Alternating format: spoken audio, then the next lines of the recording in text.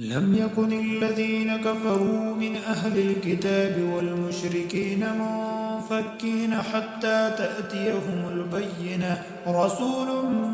من الله يتلو صحفا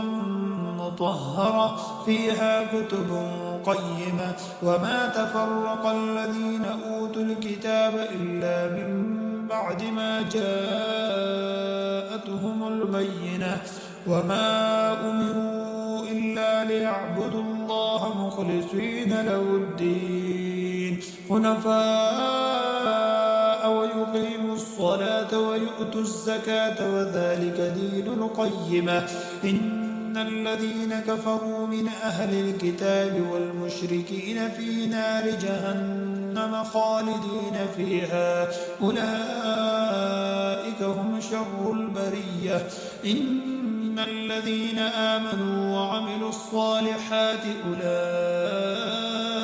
هم خير البرية جزاؤهم عند ربهم جنات عدن تجري من تحتها الأنهار خالدين فيها